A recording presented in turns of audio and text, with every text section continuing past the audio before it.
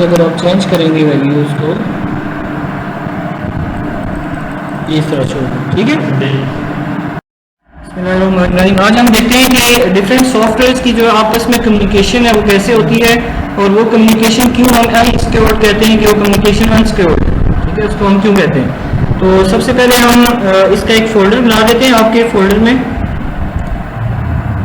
एक स्काडा का फोल्डर बना हुआ है, इसमें हम कम्युनिकेशन के नाम से इसको सेव कर देते हैं, ठीक है।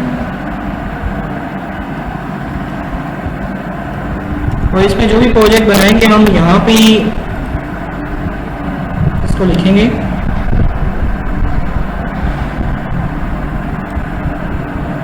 कम्युनिकेशन, ठीक है। अच्छा, इसमें हम ओपन करते हैं फ्लो कोड को।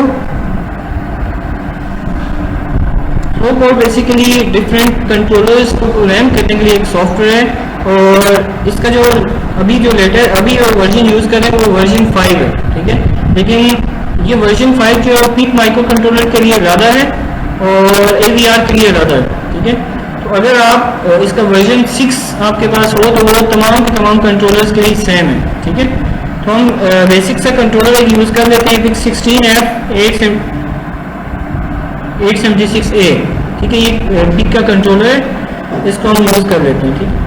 बेसिकली हम ये चाह रहे हैं कि हम कोई भी डेटा को ट्रांसमिट करें, उस डेटा को ट्रांसमिट करके दूसरी साइड पे रिसीव करें, तो देखेंगे वो कैसे ट्रांसमिट करता है, कैसे डेटा जाता है, और इसके बीच में कैसे वो 1010 की वैल्यू कैसे ट्रांसमिट होती है, ठीक है। अच्छा, इसमें इस सॉफ्टवेयर को अगर आप देखें तो जो लोग फर्स्ट टाइम देख रहे हैं उसके देख लें कि इसकी जो बेसिकली इसमें जो कोड लिखा जाता है वो ग्राफिकल फॉर्म में लिखा जाता है, ठीक है, ग्राफिकल फॉर्म में। तो जो भी कोड होगा वो फ्लो चार्ट की मदद से लिखेगा, और जो भी आप उसका सी कोड देख सकते हैं, ठीक है। सी कोड भी ये जनरेट करता है, उसका सी कोड भी आप देख सकते हैं, ठीक है। आपको पता है कि सबसे पहले प्रोग्रामिंग में व्हाइल लूप लगाना जरूरी है, क्योंकि आपका प्रोग्राम बार बार अगर आप चाहते हैं कि चलता रहे तो आपको व्हाइल लूप लगानी पड़ेगी, ठीक है। व्हाइल लूप हम पहले यहाँ से प्रेस करके यहाँ पे लगा लेते हैं ताकि आपका प्रोग्राम बार बार चलता रहे। अगर आपने व्हाइल लूप नहीं लगाई होगी और इस प्रोग्राम को हम रन कर देंगे तो वो फौरन ही चल के स्टॉप हो जाएगा, आपको कहेगा कि यहाँ से मैंने चला, यहाँ पे एंड हो गया, ठीक है। तो इसलिए हम यहाँ पे व्हाइल लूप लगाना जरूरी है, ठीक है। अच्छा, उसके बाद अगर तो आपने डिजिटल और एनालॉग वैल्यू लेनी है, ठीक है, तो आप यहाँ से इनपुट स्विच बैंक ये हमने ले लिया है। स्विच बैंक हमने इसलिए लिया है कि हम यहाँ से बेसिकली वैल्यू को ट्रांसमिट करेंगे, ठीक है। यानी कि जो बटन प्रेस होगा वो वैल्यू ट्रांसमिट हो जाएगी। इसको राइट क्लिक करके इसकी एक्सटर्नल प्रॉपर्टीज पे आ जाए और इसको वर्टिकल की बजाय हॉरिजॉन्टल कर दें।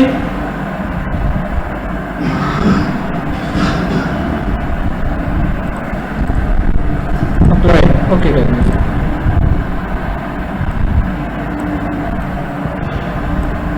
ठीक है, अब इसको आपने कौन सी पोर्ट के साथ कनेक्ट करना है ये आपकी मर्जी है, लेकिन आप क्योंकि एनालॉग पोर्ट्स की पोर्ट A होती है पिक की, तो इसलिए हम कहते हैं चलें ये पोर्ट B के साथ कनेक्ट कर लेते हैं, ठीक है। इस सारे इसको पोर्ट B के साथ कनेक्शन कर देते हैं इसका। अच्छा, अगर आप यहाँ पे इसके अगर एनालॉग आपने रीड करनी है तो आप इनपुट में एनालॉग ADC ले सकते हैं। सॉरी, स्विच आ गया है। इनपुट में ADC बेसिकली नॉब है जो आपकी मूव करेगी, यानी कि एक सेंसर समझ में, जैसे ये आपका पॉट है, जब इसको मूव करते हैं तो वैल्यू मूव होती है, ठीक है। तो ये पॉट से आपने ले लिया, इस पॉट की आपने अगर चेंज करना चाहें, सॉरी एक्सटर्नल प्रॉपर्टीज पे जाएं और यहाँ से अगर इस नॉब की प्रॉपर्टीज को चेंज करना चाहें आप कर सकते हैं। स्लाइडर्स को रख लेते हैं और इसको आप थोड़ा स्केल भी कर सकते हैं ताकि बेहतर आपको नजर आए, ऐसे, ठीक है। इसको अप्लाई कर दें, ओके कर दें यहाँ पर, ठीक है। ये एनालॉग पे पार्ट है। अब हमें ये जो डेटा है हमारा, इसको हमें ट्रांसमिट करना है, ठीक है। तो हमें डेफिनेटली एक हार्डवेयर चाहिए जो कि इसके अंदर बिल्ट इन होता है, जिसको क्या कहते हैं, कम्युनिकेशन पोर्ट्स का नाम सुना है माइक्रो कंट्रोलर में, होती है RX TX पोर्ट्स। TX पे डेटा ट्रांसमिट होता है, RX पे रिसीव होता है, ठीक है।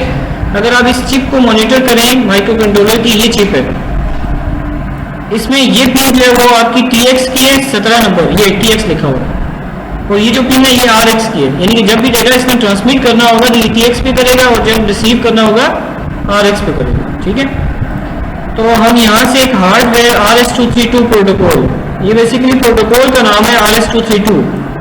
ठीक है, डेटा कम्युनिकेशन प्रोटोकॉल है ये, और ये सीरियल प्रोटोकॉल है और पॉइंट टू पॉइंट है। मींस इसमें आप दो devices at a time attach नहीं कर सकते, डिवाइस टू डिवाइस ही कम्युनिकेट करेगा, दूसरी डिवाइस एट ए टाइम उसके साथ अटैच नहीं कर सकते, वन टाइम में एक ही डिवाइस। ठीक है, तो इसलिए सीरियल प्रोटोकॉल है ये। अच्छा, स्टेशन से नहीं मैं बताता हूँ। अगर सपोज पॉइंट टू पॉइंट का ये मतलब है कि अगर आपने एक डेटा को ट्रांसमिट किया, अगर PLC वो रिसीव कर रही है तो वो एक PLC उसको रिसीव करेगी। अगर आप चाहते हैं कि मैं एक जगह से ट्रांसमिट करूं दोनों रिसीव करें, तो वो आप इससे नहीं कर सकते। ठीक है, समझ आई बात? इस तरह आप नहीं कर सकते, यानी कि इसमें आप ये वाला काम नहीं कर सकते। इसमें तीन फाइल होती है, एक होती है आपकी suppose RX EX ground, RX EX ground. ठीक है, ये होता है। तो मैं कहता हूँ ये एक है, ये डिवाइस 1 है और ये डिवाइस 2 की ये EX RX ग्राउंड पे अटैच होगी। ठीक है, ये डिवाइस 1 है, ये डिवाइस 2 है। डिवाइस 1 जो डेटा ट्रांसमिट करेगी और डिवाइस 2 जो डेटा ट्रांसमिट करेगी ये इसके RX पे आएगा, इधर से ट्रांसमिशन इधर से रिसीविंग, ये जो ट्रांसमिट करेगी डिवाइस 1 इधर से RX पे आएगा। इन दोनों का ग्राउंड कॉमन होना जरूरी है। ठीक है, अगर आप चाहते हैं कि नहीं मैं तो एक और डिवाइस भी इसके साथ लगाता हूँ, मैं चाहता हूँ कि ये वाला जो डेटा है ये यहाँ पे गया है, ऐसे तो ये आप नहीं कर सकते। ठीक है, इसलिए कहते हैं कि पॉइंट टू पॉइंट प्रोटोकॉल है। ठीक है, ये RS-232 के पॉइंट टू पॉइंट प्रोटोकॉल है, इसमें आप डिफरेंशिएट नहीं कर सकते सिग्नल। ठीक है, और सिग्नल आपका लॉस भी हो जाएगा आप जब पैरेलल में करेंगे। ठीक है, इसलिए ये सर इसका नुकसान क्या होगा? दूसरी डिवाइस में होता ये है कि आपका सिग्नल जो है वो लॉस हो जाता है, जो ये टेक्निक यूज करता है उसकी बेस पे ये लॉस होता है। ठीक है, अगर आप देखें 5 वोल्ट है तो 5 वोल्ट से ये ड्रॉप करके 2.5 या इस पे आ जाएगा। तो अगर वोल्टेज ड्रॉप होगी, ठीक है, तो आपकी जो वे ऑफ कम्युनिकेशन है वो चेंज हो जाएगी। इसके मुकाबले में अगर आप एक और प्रोटोकॉल देखें RS-485, वो 2 वायर प्रोटोकॉल है। RS-485 2 वायर प्रोटोकॉल है। अगर हम RS-485 की बात करें, इसको इंडस्ट्रियल प्रोटोकॉल कहते हैं, ये ओनली 2 वायर्स पे डिपेंड करता है। इसके साथ आप जितनी मर्जी डिवाइसेस लिमिट है, लेकिन बहुत ज़्यादा डिवाइसेस लगा सकते हैं। अब इस प्रोटोकॉल में उस प्रोटोकॉल में क्या फर्क है? इसमें क्या करता है कि ये इस वोल्टेज का, यहाँ पे जो वोल्टेज होती है और यहाँ पे जो वोल्टेज होती है, इन दोनों का डिफरेंस लेके आपका डेटा को कम्युनिकेट करता है। अगर इन दोनों के दरमियान वोल्टेज डिफरेंस 0.2 वोल्ट भी आ जाए तो तब भी ये कम्युनिकेट कर देगा। ठीक है, तब भी ये कम्युनिकेट कर देगा, लेकिन उस केस में इस तरह नहीं है। उस केस में जरा भी वोल्टेज लेवल ड्रॉप हुआ उसकी कम्युनिकेशन स्टॉप। ठीक है, अच्छा, तो हम जो प्रोटोकॉल अभी देख रहे हैं वो RS-232 देख रहे हैं। ठीक है, RS-232 इसमें चले जब मैं कम्युनिकेशन बताऊंगा तो आपको बताऊंगा इसमें कितने बिट्स में डेटा ट्रांसमिट होता है। इसको एक्सटर्नल प्रॉपर्टीज पे जाएं, इसकी एक्सटर्नल प्रॉपर्टीज में आप बाइट टाइप इसको ले लें, इसको ओके कर दें। अच्छा, अब आपको ये कंफ्यूजन होगी सर ये ब्लॉक क्या चीज़ है। ठीक है, बेसिकली इसको फ्लो कोड में मैक्रो कहते हैं, मैक्रो। ठीक है, मैक्रो क्या चीज़ होती है? मैक्रो बेसिकली प्रोग्रामिंग में इन लाइन फंक्शन को कहते हैं, इन लाइन फंक्शन। ठीक है, जो कि ऑलमोस्ट फंक्शन की तरह का ही एक ब्लॉक है, लेकिन उसकी जो मेमोरी है वो फंक्शन से कम होती है। जब आप कोई फंक्शन डिक्लेयर करते हैं ना, तो आपकी मेमोरी, आपकी प्रोग्राम मेमोरी में वो फंक्शन की वजह से आपकी मेमोरी रिजर्व हुई होती है कुछ ना कुछ। वो जितनी भी मेमोरी रिजर्व हुई होती है वो आपकी इस फंक्शन से ज्यादा होगी, कम नहीं होगी। ये वाला फंक्शन ज्यादा अच्छा होगा एज कंपेयर टू मेमोरी के लिहाज से उसके। ठीक है, इसमें मैक्रो का ये मतलब है कि आप जो भी डिवाइस यहाँ पे लगाएंगे, मिसाल के तौर पर आप ये स्विच लगा रहे हैं, इस स्विच को जब भी यहाँ से उठाएंगे तो तीन चीजें यहाँ पे आ रही होंगी, एक स्विच पिन आ रहा होगा, एक ADC आ रहा होगा, एक RS-232 आ रहा होगा, ठीक है। क्योंकि तीन चीजें आपने लगाई हैं इसलिए तीन चीजें यहाँ पे आती हैं। इसमें से ये कहता है कि आप स्विच को यूज करना चाहते हैं, ADC को यूज करना चाहते हैं या RS-232 को यूज करना चाहते हैं, तीनों में से किसको यूज करना चाहते हैं, ठीक है। तो हम तीनों में से किसी को भी यूज कर सकते हैं। अच्छा, इसको तो अभी मैं काट देता हूँ। हमारा पर्पस ये है कि हमने इन स्विचेस से डेटा रीड करना है। डेटा मीन्स इन स्विच की स्टेट रीड करनी है कि ये स्विच 1 पे है या 0 पे है, कौन सा स्विच 1 पे है, कौन सा स्विच 0 पे है, इसकी स्टेट को रीड करना है। अगर इसकी स्टेट को रीड करना है तो डेफिनेटली मुझे इनपुट लेनी पड़ेगी। यहाँ से हम इनपुट लेते हैं, इनपुट कहता है किस पोर्ट को रीड करें, ये लिखा पोर्ट A, तो ये किस पे है, ये पोर्ट B पे। हम रीड करते हैं पोर्ट B को, कहता है ये पोर्ट B में जो डेटा रीड करेंगे किस में सेव कराना चाहते हैं आप, कोई वेरिएबल में सेव करवाना चाहते हैं, तो अभी कोई भी वेरिएबल डिक्लेयर नहीं है। मैं कहता हूँ मैं तो एक वेरिएबल इनिशियलाइज कराऊंगा जिसमें इनपुट स्विचेस की जो स्टेट है वो आएगी। जैसे यहाँ पे मैं एक वेरिएबल इनिशियलाइज करवा देता हूँ, add new variable input state, जो इनपुट स्टेट बताएगा कि इनपुट स्टेट में क्या है, इसको इनिशियली 0 में दे देता हूँ, ठीक है, और इसकी वैल्यू 0 to 255 है।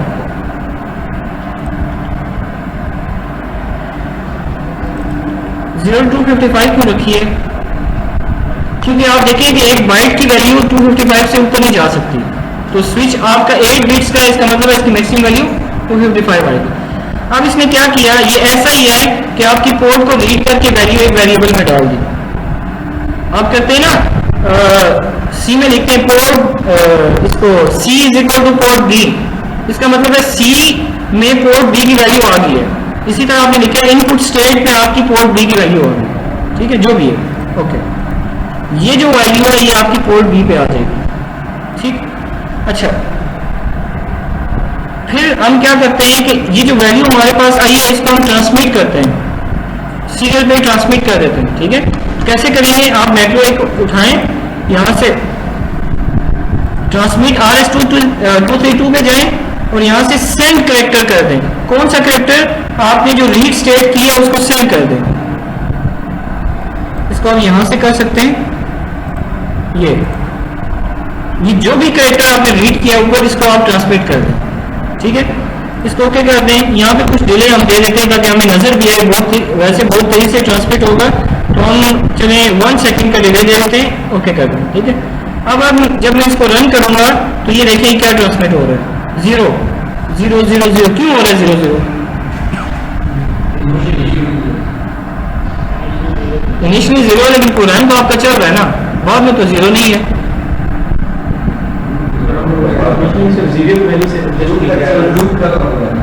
फिर क्या हो गया, मैं कह रहा हूँ 0 वैल्यू क्यों आ रही है, 1 क्यों नहीं आ रही, 2 क्यों नहीं आ रही, 255 क्यों नहीं आ रही? 0 तो सेट इनिशियलाइज में किया है ना, लेकिन अब तो आपका प्रोग्राम चल रहा है, वो तो एक दफा चल के खत्म हो गया ना, एक दफा 0 मूव किया उसके बाद खत्म हो गया। ये बात है ना, इनपुट की वैल्यू हमने चेंज नहीं की ना, सारे स्विच में से किसी को मैंने प्रेस किया, जब स्विच प्रेस नहीं होगा तो 0 ही आएगा, जब कोई स्विच प्रेस होगा तो वैल्यू आएगी ना, ठीक है। अब मैं इस स्विच को प्रेस करता हूँ, क्या वैल्यू आई है, 1। क्यों आया 1? क्योंकि ये बिट 0 है।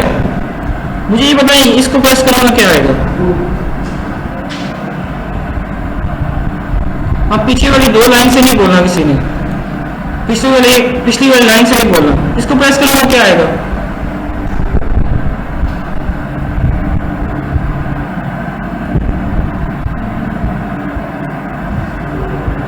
क्यों आया 4?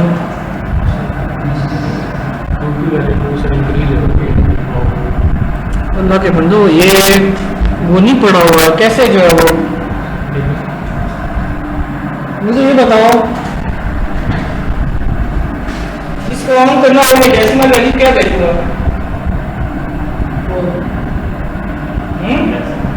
क्यों 1 0 0 1 0 तो ये वैल्यू वो आ रही है, ठीक ठीक है, पूरी बाइट है, ठीक है। पहले प्रेस करेंगे तो 1 आएगा, फिर 2, 4, 8, 16, 32, 64 और 128, ठीक है। तो बेसिकली ये पूरी बाइट है, ठीक है। इसको बाइट कंसीडर करें और इसकी जो वैल्यू आ रही है बेसिकली ये बाइनरी फॉर्म में इसको इस तरह मतलब डेसिमल में इस तरह बनती है ये वैल्यू, ठीक है। 1 to 8 तक बताइए। नहीं 1 to 8 ये 4 हो गया, 8, 16, 32, 64, 128, ठीक है। और गठे आप प्रेस करेंगे तो आपकी वैल्यू भी प्रेस हो जाएगी गठे, ठीक है।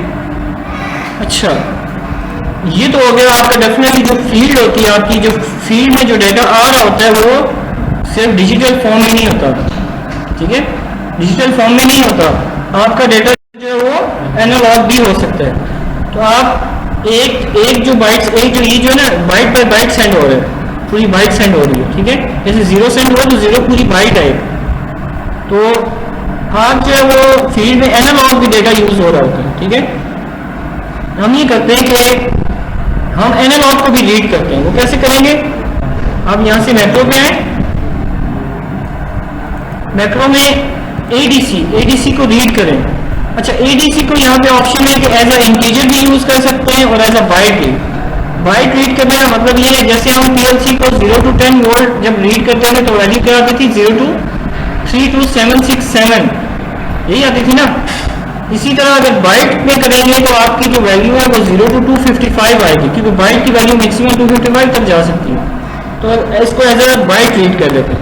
तो इसकी वैल्यू आप कहते हैं किस में सेव करना चाहते हैं, तो हम यहाँ पे कर लेते हैं एडीसी में इसमें सेव करवाते हैं और इनिशियल वैल्यू इसकी 0 रखते हैं, ठीक है। और एडीसी में इसको सेव करवा देते हैं, एडीसी, ओके, ठीक है। अब आपका एडीसी यहाँ से रीड करेगा, एनालॉग टू डिजिटल, ये सेंसर समझ लें, और जो भी वैल्यू आएगी उसको हम यहाँ पे नीचे ट्रांसमिट कर देते हैं इसके साथ। तो पहली वैल्यू आपकी डिजिटल वाली आएगी और दूसरी वैल्यू एनालॉग वाली आएगी, ठीक है। तो यहाँ पे जो आपको नजर आ रहा है 000 अभी ट्रांसमिट हो रहा है, इसको हम एंट्री कर लेते हैं। आप देखें 00 ट्रांसमिट हो रहा है। अब दोनों घटे बाइट आ रहे हैं। जो पहली वैल्यू है वो आपकी है डिजिटल की और दूसरी वैल्यू 0 आ रही है एनालॉग की। अगर मैं एनालॉग को बढ़ाता जाऊंगा ऐसे तो ये वैल्यू चेंज होती जाएगी। देखें 102, 10, 133, इसी तरह ये 255 तक वैल्यू जाएगी और इसके बाद फिर दोबारा 0 हो जाएगी। क्या कर रहे हैं कि सेंसर को रीड कर रहे हैं, सेंसर को रीड करके पहले डिजिटल वैल्यू सेंड करता है फिर एनालॉग वैल्यू सेंड करता है, ठीक है। किसी ने की हुई है ये माइक्रोकंट्रोलर ट्रांसमिशन? किसी ने भी नहीं की? बहुत पहले की है। कितने पहले? जब छोटे होते हैं लोग, ये बहुत पहले हो गए, ठीक है। तो इस तरह आप जो वो कोई ट्रांसमिशन जो है वो कर सकते हैं इसमें, ठीक है। हाँ, ठीक है, क्योंकि आपका जब भी पीएलसी में जब वैल्यू आ रही होती है तो आपके फील्ड के सेंसर्स की वैल्यू तो आ रही होती है ना, वो भी एनालॉग और डिजिटल में आ रही होती है, ठीक है। तो हम एनालॉग और डिजिटल डेटा को बीच में से कैसे सेपरेट करते हैं, निकालते कैसे हैं, ठीक है। ये भी कॉन्सेप्ट इसमें आएगा कि आप दोनों को अलग-अलग कैसे करेंगे, क्योंकि ऑपरेटर को तो नहीं पता कि ये क्या चीज़ है। ऑपरेटर को तो ये है एक लाइट ऑन हुई, ऑपरेटर को ये समझ आ जाए हाँ ये काम हो गया, दूसरी लाइट ऑन होगी तो ये करेगा। ऑपरेटर को ये नहीं पता कौन सी ट्रांसमिशन हो रही है, कौन सा स्विच है, कौन सा क्या चीज़ है। उसको तो ओनली लाइट्स और ग्राफिकल इंटरफेस नजर आ रहा है। तो हम डिजाइनर पॉइंट ऑफ व्यू से भी इसको देखेंगे और ऑपरेटर पॉइंट ऑफ व्यू से भी देखेंगे कि एक रैंडम सपोज आप हैं, आप इसको अगर स्क्रीन को देख रहे हैं तो आपको इसकी बेहतर फॉर्म नजर आए और आपको ये पता चल जाए कि कौन सी स्विच प्रेस हुआ है, ठीक है, फील्ड में कौन सा स्विच प्रेस हुआ है, ठीक है। अच्छा, इसको हम सेव कर देते हैं, सेव एज,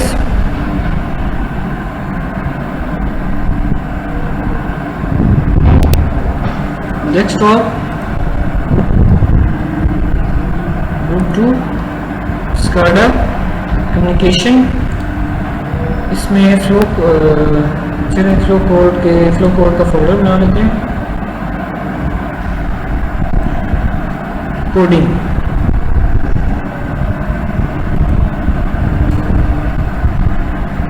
सीरियल ट्रांसमिशन।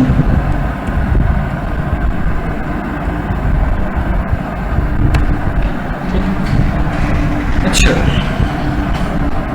ये हमने इसको सेव कर दिया। इस कोड में कोई प्रॉब्लम, इसमें कोई चीज़ समझ में तो नहीं है। चलिए इसको मैं मिनिमाइज कर देता हूँ। अब हम खोलते हैं प्रोटियस। प्रोटियस किस किस ने यूज़ किया हुआ है? सब नहीं किया होगा मेरे ख्याल से। किया हुआ आपने? जिन्होंने तो हाथ खड़ा किया उसका मतलब है कुछ ना कुछ उनको आता है। बिल्कुल नहीं आता।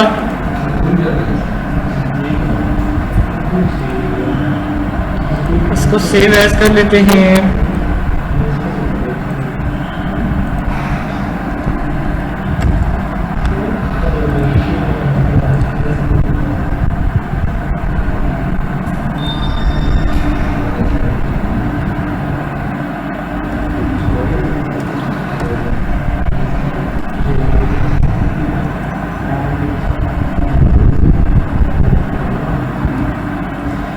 सीरियल कम्युनिकेशन, ठीक है। यहाँ पे हमने इसको कर दिया। एक काम हम कर लेते हैं, इसका हेक्स कोड भी जनरेट करना है, वो भी कर लेते हैं ताकि हम प्रोटीज में उसको डाल सकें, ठीक है। यहाँ से इसकी कुछ फ्यूज बिट्स की सेटिंग भी कर लेते हैं।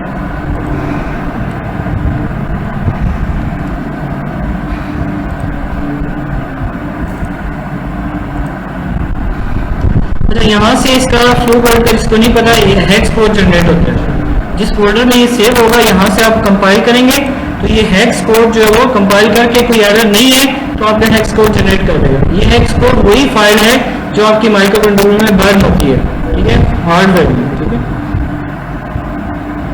किसी को पता है जो माइक्रो प्रोसेसर में फाइल होती है उसका क्या नाम होता है, एक्सटेंशन क्या होती है?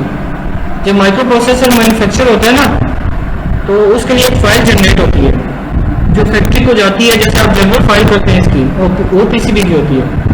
जो माइक्रो प्रोसेसर मैन्युफैक्चर होता है उसकी भी एक फाइल होती है। इसको फाइल को कहते हैं बिट फाइल, ठीक है। बिट फाइल बेसिकली आपकी जो, जैसे आपका पेंटियम बना होता है और i2 है, 3 है, जो भी है, उसमें जो फाइल्स होती है बेसिकली वो बिट फाइल देते हैं फैक्ट्री को और आपका प्रोसेसर बन के आ जाता है उससे। लेकिन उस बिट फाइल में सारी की सारी इंफॉर्मेशन होती है। अच्छा जी जी, ये प्रोटीस है। इसका तो एब्रीविएशन कोई होगी, इसका अपना इनका है, मुझे नहीं पता।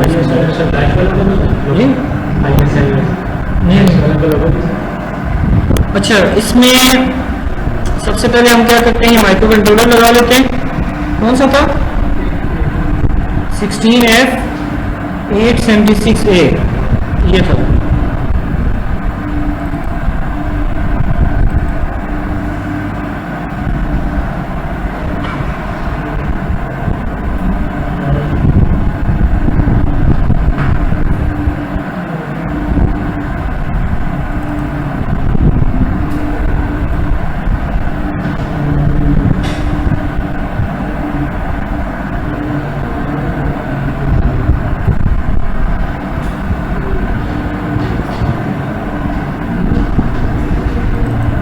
ठीक है, ओके। अब इसमें आपका यहाँ पे कंट्रोलर आ गया, ठीक है। यहाँ पे आप इसको पावर अप कर सकते हैं यहाँ से, ठीक है। मास्टर क्लिक को आप ऑलवेज ऑन कर दें ताकि ये इसको रीसेट ना करें, ठीक है। अच्छा, इसके बाद अगर आप स्विचेस लगाना चाहते हैं तो यहाँ पे लगा सकते हैं। एनालॉग के लिए हम ये करते हैं कि एक पोर्ट लगा देते हैं,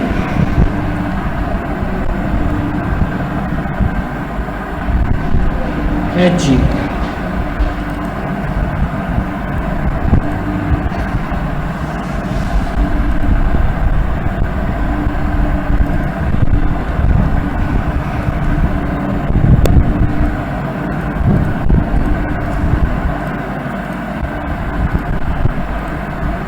से इसको हम ग्राउंड कर देते हैं। ये जो हम 0 to 5 वोल्ट वहाँ से दे रहे थे बेसिकली स्पॉट से दे देंगे, ठीक है। स्पॉट से जब भी हम उसको सबसे ऊपर होगा यहाँ पे तो क्या कितने वोल्ट जाएंगे? 5 वोल्ट। और जब नीचे होगा तो 0, ठीक है। यहाँ पे मिडिल में होगा, मिडिल में तो हाफ वोल्टेज 2.5 और नीचे होगा तो यहाँ पे 0, यहाँ पे होगा तो मैक्सिमम, ठीक है। ये तो वैसे है ना, अब 0 to 5 वोल्ट वेरी करेंगे तो आपका 0 to 255 वैल्यू मूव होगी, ठीक है, वो अभी हम देखते हैं। अच्छा, अब हमें लगाने हैं स्विचेस यहाँ पे, ठीक है, तो अब यहाँ से स्विच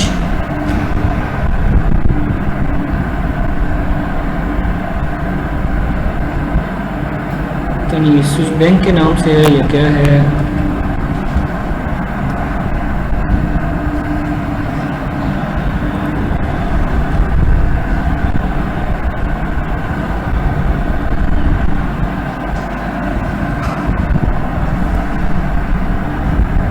डीप स्विच नहीं है।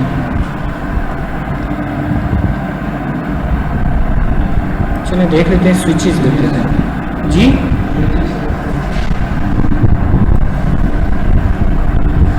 अभी आ जाएगा यहाँ पे, फिर चल जाएगा।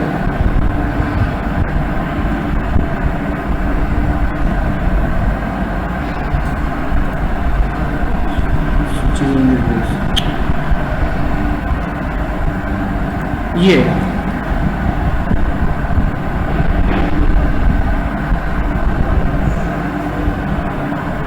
हमारा एक पोर्ट में 8 होती है ना, ये यूज कर सकते हैं। तो ये जो कनेक्शन है इसका, ये यहाँ पे हो जाएगा,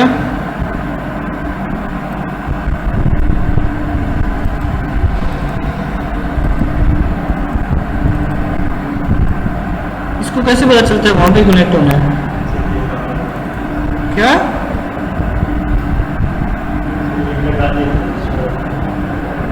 इन्होंने यूज किया हुआ है ना प्रोटीज से। पुल अप और पुल डाउन का पता क्या होता है कि नहीं पता? पोर्ट्स को पुल अप और पुल डाउन करना पड़ता है। देखिए अगर ये पोर्ट फ्री है ना, खाली है, ठीक है, तो इस पे कोई भी वोल्टेज आ सकती है। जैसे अगर मैं स्विच डायरेक्टली इस पे लगा दूं, अगर मैं इसको इस स्विच को यहां से हाई कर दूं तो क्या होगा, जब मैं ये स्विच प्रेस करूंगा ये वाला हाई वोल्ट यहाँ पे चला जाएगा, ठीक यही होगा ना। अगर जब स्विच प्रेस नहीं है तो फिर क्या होगा, ये होता है ओपन कलेक्टर। ओपन कलेक्टर, इस पे कोई भी वोल्टेज आ सकती है, फ्लोटिंग वोल्ट, वो आपका माइक्रो कंट्रोलर रीड कर सकते हैं। तो आपको चाहिए कि आप इसके साथ कोई ऐसा नेटवर्क लगाएं वो नॉर्मली तो वो उसको ग्राउंड दे रहा हो या हाई दे रहा हो, जब स्विच प्रेस हो तो उसको जो स्विच प्रेस होने वाली वोल्टेज है वो आ जाए। समझे मेरी बात, कि जब स्विच प्रेस हो तो उस वक्त उसको वोल्टेज मिले, ठीक है। यानी कि इसको अभी हम क्या कर देते हैं, ग्राउंड कर देते हैं, ठीक है। इसको हम रेजिस्टेंस बैंक होता है, इसमें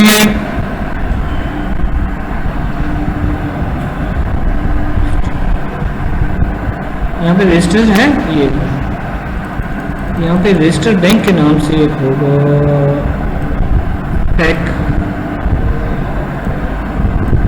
ये नहीं है, ये होगा। चलें अभी अगर ज़्यादा है इसमें तो कोई मसला नहीं है, हम ये वाला यूज़ कर लेते हैं और दो चलें यूज़ नहीं करेंगे बस, ठीक है। वो एक सेलेक्ट हो गया ना, यहाँ पे लगा देते हैं इसको।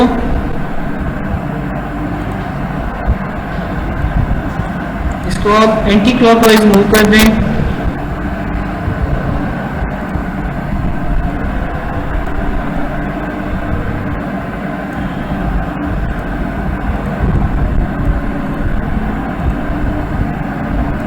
यहाँ पे लगाएं।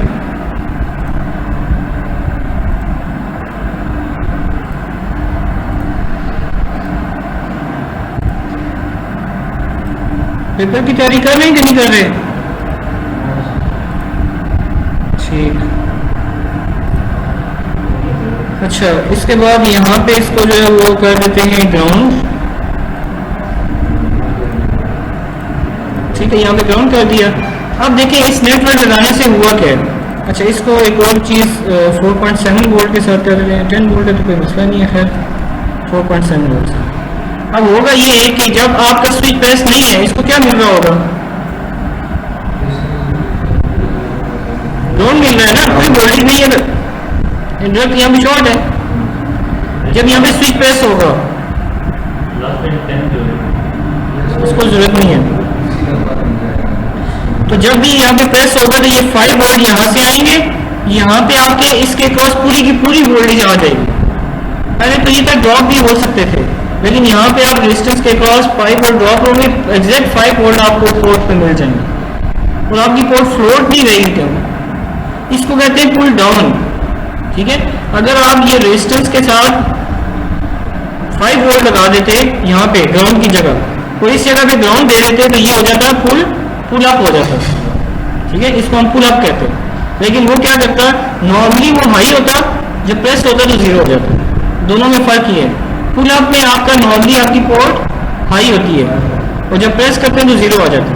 पुल डाउन में नॉर्मली आपका क्या होता है, जीरो, और जब प्रेस करते हैं तो हाई हो जाता है। ठीक है, अच्छा अब इसके लिए देखिए ये दो पिन हैं TX और RX। इसको सेव कर लेते हैं। पहले इसको हम देख लेते हैं कि ये क्या ट्रांसमिट कर रहा है कि नहीं कर रहा। इस ट्रांसमिशन को देखने के लिए आप यहाँ से वर्चुअल टर्मिनल लगा सकते हैं,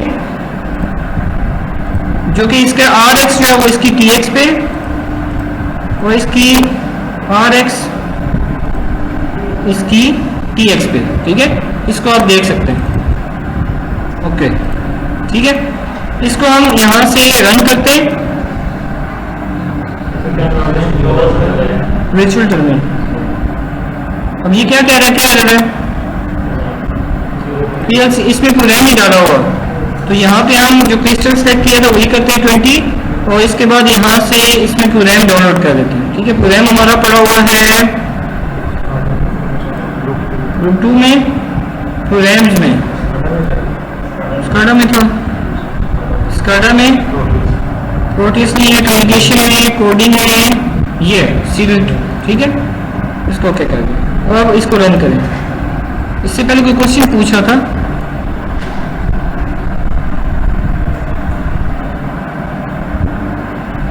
आ रहा है कि नहीं, वैल्यू नजर आती है? ये क्यों आ रही है इस तरह 007F? मुझे ये बताया एनालॉग की वैल्यू क्या है इस टाइम,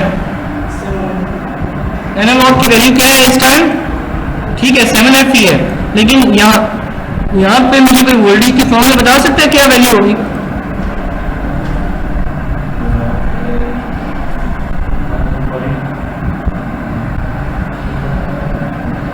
यहाँ पे 5 है और यहाँ पे ग्राउंड है, ये पॉट बिल्कुल मिडल में है, क्या वैल्यू होगी? 2.5। ठीक है, क्योंकि टोटल तो 5 वोल्ट है ना, 5 का हाफ होगा क्योंकि ये मिडल में है। ठीक है, तो ये जो 7F आ रहा है इसको क्या होना चाहिए, 255 का हाफ, या तो 127 होगी या 128 होगी। हाफ क्या होता है, 255 का हाफ क्या बनता है?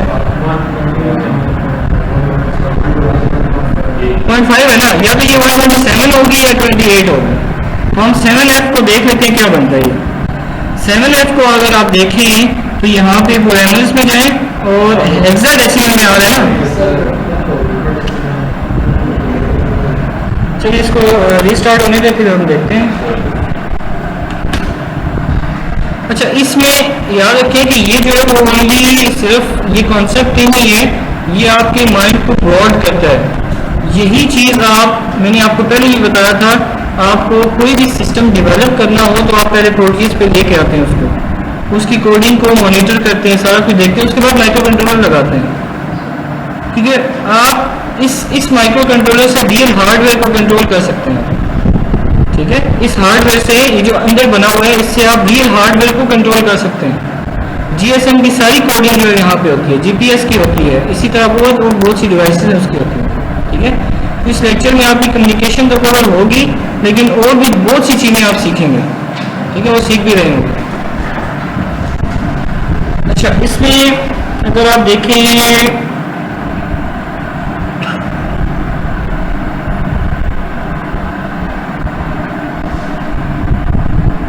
7F को, तो 7F तो ये आपका डेसिमल में बनता है 127। इसका मतलब है ये हाफ वैल्यू इसकी आ रही है। ठीक है, तो ये हेक्साडेसिमल में नंबर आ रहा है। ठीक है, अब अगर मैं हेक्साडेसिमल में ये नंबर आ रहा है तो अगर मैं ये नंबर भी चेंज करता हूँ तो यहाँ पे आपको आ जाएगा, ये नंबर चेंज हो रहा है, आपकी मैक्सिमम वैल्यू जो है वो डबल एफ आती है, डबल एफ 255 होता है, ठीक है। इसी तरह आप यहाँ से जब मिनिमम इसको ले जाएं तो ये 0 हो जाएगा, ठीक है। अच्छा, इसी तरह इसको थोड़ा सा ऊपर कर लें, 0 नहीं रहने दें यहाँ से, ठीक है। अच्छा, अब अगर हम इसको यहाँ पे स्विच को देखें, स्विच की अभी स्टेट क्या आ रही है 0 0, स्विच को 1 कर दें तो यहाँ पे क्या आ गया 1 आ गया ना। इसको प्रेस करेंगे क्या आएगा, दोनों 1 है तो 3 हो जाएगा। इसको 1 करेंगे क्या हो जाएगा, 3 3 1 है 7 हो जाना चाहिए। 4 1 करेंगे तो 15 होगा, क्या होगा 15 ही है ना,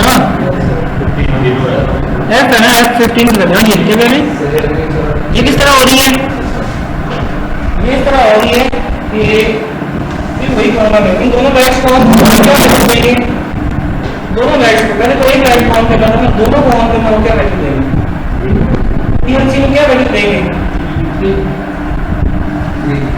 देंगे कि नहीं देंगे, नहीं पता, बताओ ना, ये कैसे बताया करो तो फिर बताया करो ना।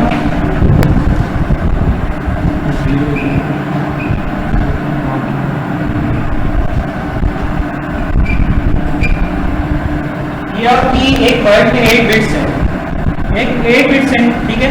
अगर इसकी वैल्यू देखी जाए तो इसका जो वैल्यू है वो 2 पावर क्या है 0, 2 पावर 1, 2 पावर 2, 2 पावर 3, 4 5 6, 2 पावर 7, ठीक है। उन सबको 1 करते हैं, क्या वैल्यू आएगी, कैसे आएगी, इन सबको प्लस करते हैं, क्या आएगा।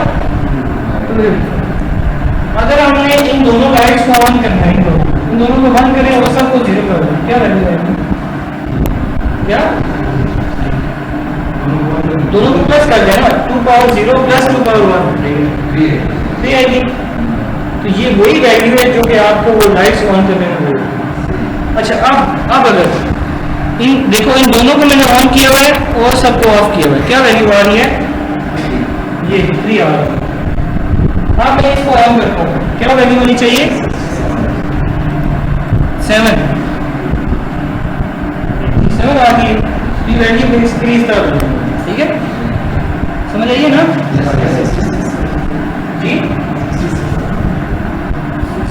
ये 66 बेसिकली इसका हो रहा है, ये वोल्टेज आ रही है, एक एनालॉग वैल्यू आ रही है, एक डिजिटल आ रही है, ठीक है। और ये वैल्यू जो है वो 66 नहीं है बेसिकली, ये हेक्स में 6 एक है, दूसरा 6 है, ठीक है। और ये वैल्यू हेक्स में और भी बन सकती है, जरूरी नहीं है 6। हेक्स में कैसे वैल्यू बनेगी ये पता नहीं, पता। हेक्स में ये 4 बिट्स अलग है और ये 4 बिट्स अलग है। अगर इसको डेसिमल में लिखेंगे क्या बनेगा, इसको 6 बनाएंगे, 6 कैसे बनेगा, 2 4 5 6, यानी कि इस तरह बनेगा ना 6, इसी तरह बनेगा ये 0 डबल 1 0 बनेगा 6, इसको 6 बनाएगा, 0 डबल 1 0 बनेगा ना, इस तरह बनेगा। तो ये 6 इसका आ रहा है, ये 6 इसका आ रहा है। अब अगर आप इसको डेसिमल में कन्वर्ट करें क्या आएगा वैल्यू, इसको अगर डेसिमल में कन्वर्ट करें तो ये आएगा, ये बाइनरी नंबर है ना, चलो वैसे ही हम देख लेते हैं। 2 पावर 6 है ये, 2 पावर 5 प्लस 2 पावर 2, 2 पावर 1, तो ये हो गया 2 पावर 1, ये कितना हो गया 2 पावर 6 क्या बनता है 128 में 64 हो गया, 64 प्लस 32 प्लस 2 है, क्या बनता है इसकी वैल्यू क्या आती है,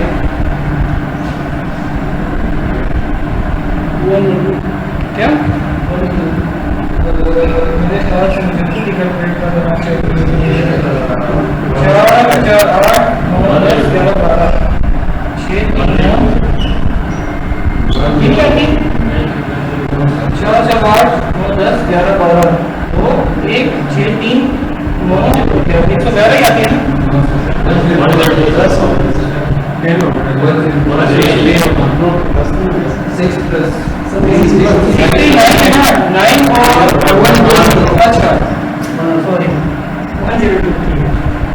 102 आ गई है, अच्छा, इसको अगर आप वोल्टेज में कन्वर्ट करें, 0 to 5 वोल्ट में कन्वर्ट करें तो ये वैल्यू क्या बनेगी? ये वैल्यू क्या बनेगी? 255 डिवाइड बाय 5, तो ये आता है 51 आता है ना 51। इसको अगर आप डिवाइड कर दें 51 से, यानी कि एक वोल्ट जब होता है, एक वोल्ट 51 के इक्वल है, इतने वोल्ट कितने इक्वल होंगे? इसको डिवाइड कर दें 51 से, तो ये बनेगा तकरीबन वैल्यू 51%। मेरे ख्याल से एग्जैक्टली नहीं है, 132 है ना। तो इसका मतलब ये है कि अगर ये 2 वोल्ट है तो यहाँ पे वोल्टेज क्या होनी चाहिए इस टाइम? 2 वोल्ट। ठीक है, हम देखते हैं 2 है कि नहीं। इसको यहाँ पे लगाएं डीसी वोल्ट मीटर यहाँ पे, और इसको यहाँ से कर दें ग्राउंड, तो यहाँ पे क्या वैल्यू आनी चाहिए? 2। क्या आ रही है? आप समझ रहे हैं ये कैसे लिखा होता है? समझ आ गया सबको? अच्छा,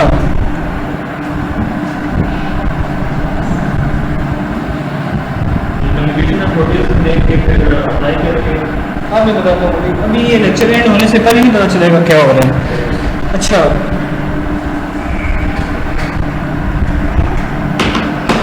ये जो ट्रांसमिशन हो रही है ये बेसिकली हम जो है अभी जो कर रहे हैं वो किस पे कर रहे हैं?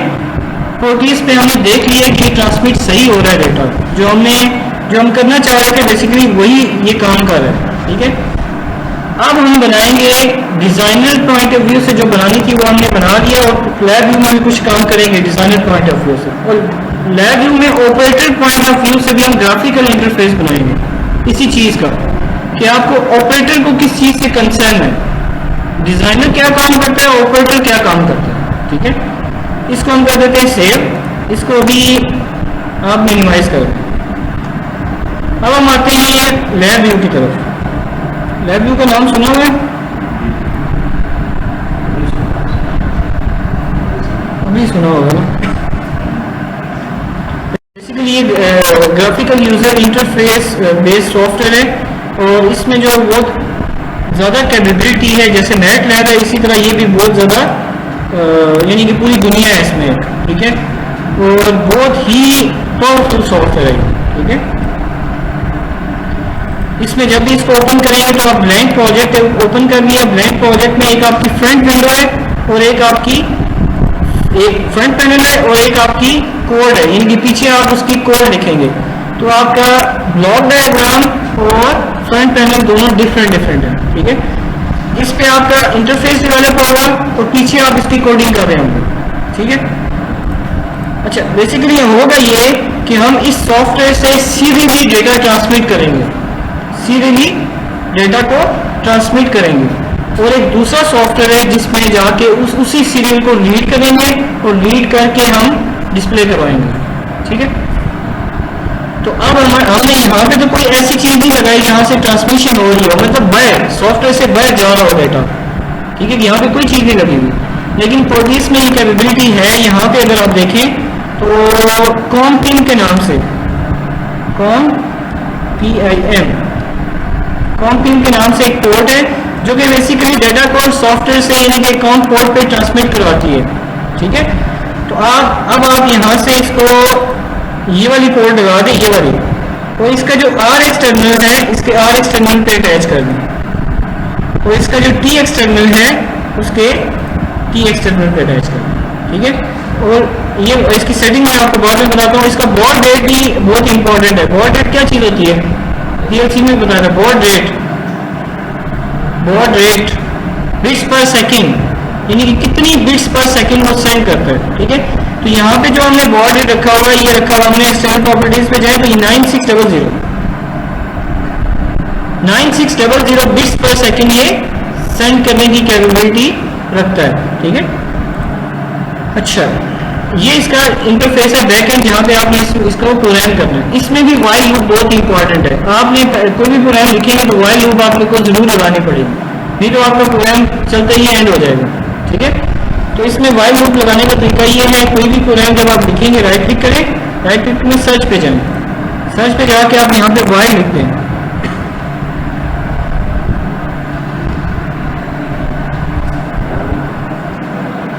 तो यहाँ पे वाइल लूप एग्जीक्यूशन आ गया, ये वाइल लूप यहाँ से आप उठाएं और इस जगह पे प्लेस कर दें, ये वाइल लूप लगा। इसके अंदर जो चीज लिखी होगी वाइल लूप के अंदर होगी और बाहर जो इनिशियलाइजेशन हो जाएगी। बात समझ आएगी? इस बॉक्स के अंदर जो चीज लिखेंगे वो आपके वाइल लूप का पार्ट होगा और जो बाहर होगा वो आपकी इनिशियलाइजेशन वो एक ही दफा चलेगा, दोबारा नहीं चलेगा। ठीक, दो कोड में क्या काम कर सकते हैं जी दो कोड इसके किसलिए होता है क्या कहते हैं फ्लो कोड? दो कोड सर इससे क्या देखने के लिए फ्लो कोड देखने के लिए नहीं होता, flow code basically flow code में क्या है ना, फ्लो कोड माइक्रो कंट्रोलर की प्रोग्रामिंग के लिए होता है। ठीक है, और प्रोडीस आपका सिमुलेट करता है, सिमुलेशन सॉफ्टवेयर। ठीक है, अच्छा यहाँ से अगर आपने डेटा सीरियल पे रीड करना है, तो सीरियल पोर्ट आपको चाहिए, वहाँ पे डेटा आपने रीड करना है। डेफिनेटली एक सॉफ्टवेयर से डेटा आएगा तो दूसरे सॉफ्टवेयर में अगर आपने रीड करना है तो कम्युनिकेशन लिंक तो होना चाहिए ना, कि कैसे रीड करेंगे। तो इसमें सीरियल रीड की ऑप्शन है, अगर आप इसके सीरियल पे जाएं तो सीरियल को रीड करने के लिए पहले आप कॉन्फ़िगर करेंगे।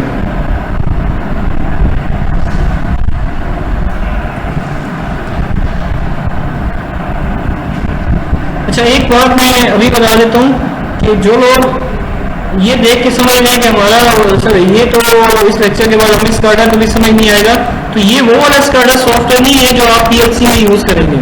ठीक है, ये सिर्फ कम्युनिकेशन को समझाने के लिए, और ना आपको यहाँ पे प्रोग्रामिंग सिखाया जा रहा है, ना आपको फ्लो कोड सिखाया जा रहा है, और ना आपको लैब व्यू सिखाया जा रहा है। सीधी सीधी बात बताता हूँ। ठीक है, यहाँ पे कोई हम वो नहीं बता रहे, जस्ट सिर्फ कम्युनिकेशन का बता रहे, और कम्युनिकेशन की आपको समझ होनी चाहिए कि सर जब वर्ड यूज करते हैं कम्युनिकेशन का, हमने सिर्फ उसके फोकस करना है, उसको देखना है बस। अगर मैंने इंटरप्ट कराते हुए फ्लो कोड में आपको इंटरप्ट बना के बताया है तो ये सिर्फ विजुअलाइजेशन के लिए है कि आपके माइंड में उसकी इमेज आ जाए कि इंटरप्ट कैसे वर्क करते हैं। ठीक है, तो इसको देख के फर्स्ट टाइम परेशान नहीं आया, सर पता नहीं इतना ज़्यादा कॉम्प्लेक्स है, ये पता नहीं क्या कर रहे हैं। ठीक है, ये आपका जो समझने वाली चीज़ वही है, जब आएगी तो मैं बताऊंगा कि ये चीज़ आपको समझना है। ठीक है, अच्छा यहाँ पे सीरियल में हम इसको राइट क्लिक करें, क्रिएट कंट्रोल। कंट्रोल मींस आप किस पोर्ट से रीड करेंगे। ठीक है, पोर्ट हम खुद अभी बना लेते हैं। एक सॉफ्टवेयर है, इसको मिनिमाइज में कर लेता हूँ। एक सॉफ्टवेयर है जो कि आपका कॉम पेज में वर्चुअली क्रिएट करता है। ठीक है, वर्चुअल का क्या मतलब होता है कि फिजिकल नहीं होती लेकिन वर्चुअली वो जो है वो बना देता है। ठीक है, VSP virtual serial port emulator, ये एक सॉफ्टवेयर है जो कि आपकी कम्युनिकेशन पोर्ट्स को क्रिएट करता है। ठीक है, अच्छा ये कम्युनिकेशन पोर्ट्स क्या होती है, जब भी आप लगाते हैं कोई पोर्ट बाहर से माउस की लगाते हैं तो mouse as a USB direct होता है। इसी तरह अगर आप प्रिंटर की पोर्ट लगाएं, printer as a COM port भी डायरेक्ट होता है, एज अ USB भी होता है। अगर आप माइक्रो कंट्रोलर या कोई सीरियल की कोई चीज़ लगाएं, जैसे मैं PLC लगाता था तो वो as a COM port detect होता था। कॉम पोर्ट होता था ना कि कॉम 7, कॉम 4, कॉम 3 इस पर डिटेक्ट होती थी। तो बेसिकली ये वर्चुअली क्रिएट करता है। जब यहाँ पे करेंगे तो वो कॉम पोर्ट बन जाएगी, उसके लिहाज से बन जाएगी, आप इस पर कम्युनिकेट कर सकते हैं। तो यहाँ से मैं एक पेड़ बना हुआ है, इसको डिलीट करके मैं दोबारा से बता देता हूँ, सॉरी इसको यहाँ से डिलीट कर देते हैं। ये यहाँ पे जाए पेड़ में, तो यहाँ पे पेड़ की ऑप्शन है, इस पेड़ में आप बना सकते हैं। ये कहता है कि कॉम 1 और कॉम 2 आपकी फिजिकल यूज नहीं हो रही, ये रिजर्व है। अगर आप पेड़ बनाना चाहें तो उसका बना सकते हैं। मैं कहता हूँ ओके आप इसका पेड़ बना दो। ठीक है, ये पेड़ बन गए। इसको इनिशियलाइज कराना है कि आप सॉफ्टवेयर में ये डिटेक्ट हो जाए, तो मैं इसको डिटेक्ट करवा दूँ। ठीक है, अब प्रोग्रेस में यहाँ पे इस जगह पे जाएं, इसको डबल क्लिक करें। इसको डबल क्लिक करेंगे तो यहाँ पे कॉम 1 की ऑप्शन है, आप कॉम 1 यहाँ पे दे दें, इसको यहाँ पे रहने दें। तो इसका बॉर्ड डेट क्या था 9600, और यहाँ पे भी आपका बॉर्ड डेट क्या था 9600। ठीक है, ये ओके। तो आपने कॉम 1 इसको दे दिया और डेटा आपने कॉम 2 पे भेजना है।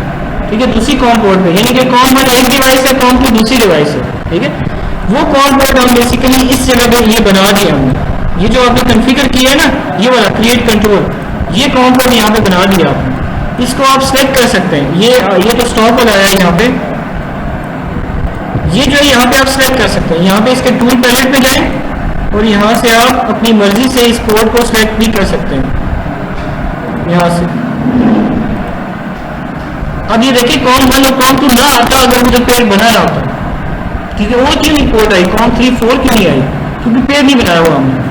तो हमने COM1 उधर यूज किया हुआ है, COM2 इधर यूज कर लेते हैं, यानी कि COM1 पे डेटा ट्रांसमिट होगा, COM2 से रिसीव होगा, ठीक है। एक डिवाइस COM1 पे है, दूसरी COM2 पे, ठीक है। अब इसका डेटा यहाँ पे कन्फिगर हो रहा है, अभी कन्फिगर मीन्स उसकी कन्फिगरेशन हो रही है, ठीक है, उसका बॉड रेट क्या है, उसका ये सारी चीज़ें क्या है, ठीक है। इसका अगर आप बॉड रेट देखें तो बॉड रेट सेट है 9600, डेटा बिट्स 8 है, पैरिटी नल है, पैरेंट इन इसमें कोई भी नहीं है, ठीक है। इसमें अगर राइट क्लिक करें, आप सर्च पे जाएं, दोबारा वाइल में जाएं और सॉरी सीरियल पे जाएं,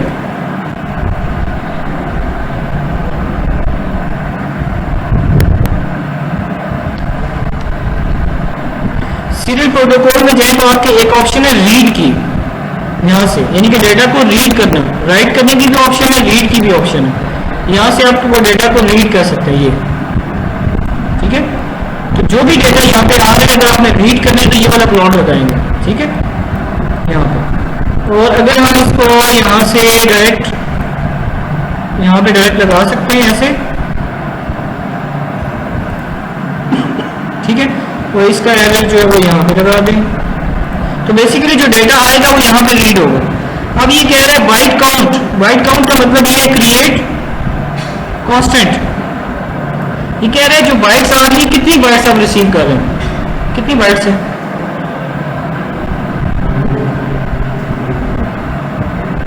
2 बाइट्स हैं, एक बाइट है एनालॉग की, एक डिजिटल की, तो 2 बाइट्स आप रिसीव करेंगे एट ए टाइम, ठीक है। तो यहाँ पे आप टेक्स्ट में जाए और यहाँ से इसको 2 लिखते हैं कि आप जो बाइट रिसीव कर रहे हैं कितनी, 2 है, एक में आपका आ रहा है डिजिटल डेटा और एक में आ रहा है आपका एनालॉग डेटा, ठीक है। अच्छा, इसके बाद इसका जो एरर है, एक सिग्नल होता है इसका एरर, जब भी कोई एरर आता है तो इस विंडो पे आ जाता है, क्रिएट इंडिकेटर। इंडिकेटर का ये मतलब, अच्छा ये जो भी चीज़ यहाँ पे लिखेंगे ना उस जगह पे ये क्रिएट होती है, जैसे मैं इसको डबल क्लिक करूँगा यहाँ पे ये आ गई विंडो, ठीक है, इसको डबल क्लिक करूँगा तो आपकी बैक एंड पे खुल जाएगा ये, ठीक है। तो ये यानी कि ये पोर्ट यहाँ पे लगी हुई है, ठीक है, ये एरर आ गया, ठीक है। इसको हम हाइड कर देते हैं, अभी हमें इसकी जरूरत नहीं है, इंडिकेटर तो रहे लेकिन हाइड हो जाए, हाइड मीन्स मेन पैनल से गायब हो जाए, ठीक है। अच्छा, अब ये जो वैल्यू आती है इसको हमने पहले कन्वर्ट करना है, ये PLC में भी इस तरह इंटरनली हो रही होती है कन्वर्ट, जो वैल्यूज होती है वो खुद कन्वर्ट खुद से हो रही होती हैं, जो आप यहाँ पे काम फिजिकली कर रहे हैं वो वहाँ पे पहले से हुआ होता है, आपके सामने वैल्यूज वो आती हैं जो आपको सही नजर आती है। तो यहाँ से आप 2 बाइट्स में से उसको एक्सट्रैक्ट करेंगे अपनी वैल्यूज को, ठीक है। वो कैसे करेंगे, सबसे पहले तो आपका एक ब्लॉक लगेगा जिसको हम कहते हैं स्ट्रिंग टू, स्ट्रिंग की वैल्यू कैरेक्टर्स आ रहे होते हैं, तो 2 कैरेक्टर्स है तो आप स्ट्रिंग कह सकते हैं, स्ट्रिंग टू बाइट, स्ट्रिंग से आपने बाइट एरे में कन्वर्ट करना है इसको, ये इसका सिंटैक्स है, इसको फिर आप जो प्रैक्टिस करें तो आ जाता है, ठीक है।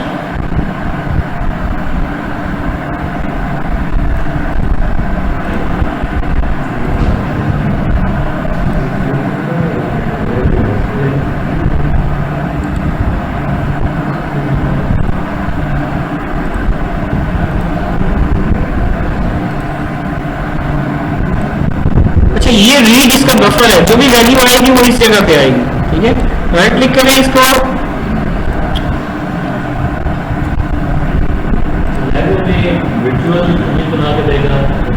अभी आप पता चल जाएगा, मैं बताता हूँ अभी पता चल जाएगा, ये वाला पार्ट नहीं, जब ये वाला पार्ट में क्रिएट करूँगा ये वाला, फिर आपको सही समझ आना शुरू हो जाए क्या कर रहा है। चलिए पहले मैं थोड़ा सा ये बना देता हूँ, फिर आपको पता चल जाएगा। ये LEDs है, ठीक है, ये LED है। अब अगर आप देख रहे हैं इनको तो आपको ये LED नजर आ रही है, ठीक है, ये ऑन होगी तो इसका मतलब है कोई स्टेट है, कोई वैल्यू आएगी। तो अब अगर आपको पहले से बता दिया जाए कि इस LED पे मोटर है, इस LED पे कन्वेयर है, इस LED पे आपका कोई प्रेशर सेंसर है, इस LED पे ये चीज है, तो आप जब लिखा होगा जब भी LED ऑन होगी तो आपको इजी है देखना, हाँ ये LED ऑन हुई है तो ये वाला काम हो गया। आपको तो ये बीच में वो जरूरत नहीं है ना देखने की कौन सा डेटा ट्रांसमिट हुआ था, क्या वैल्यू हुआ है क्या नहीं, आपने देखना बस LED ऑन होती है, एलईडी ऑन होगी तो ये काम होगा। ये काम ऑपरेटर है जो देखता है, जो डिजाइनर है वो इसके बैक एंड पे काम करता है, ठीक है। तो अगर हम जो 8 स्विचेस हैं, 8 स्विचेस को हम 8 एलईडी लगा के इंडिकेट कर दें कि जब भी एक स्विच प्रेस हो तो एक उसके कॉरस्पॉन्डिंग एलईडी ऑन हो जाए, ठीक है।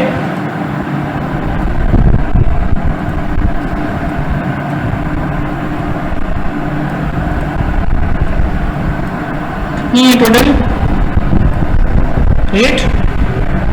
अच्छा, 8 बिट्स होती है इसलिए हम 8 हाँ, क्योंकि 8 स्विचेस है ना, हम क्या करना चाह रहे हैं, जब एक स्विच प्रेस हो तो यहाँ से फर्स्ट एलईडी ऑन हो जाए, जो स्विच प्रेस हो उसी की कॉरस्पॉन्डिंग एलईडी ऑन हो, 8वां प्रेस होगा जो 8वां ऑन हो, ठीक है। वो कैसे करेंगे बेसिकली, तो इसको हम होल को सिलेक्ट करते हैं, इसको थोड़ा सा अरेंज कर देते हैं और यहाँ से ये, ठीक है, इसको अरेंज कर दिया। अब यहाँ पे लिख भी सकते हैं टेक्स्ट में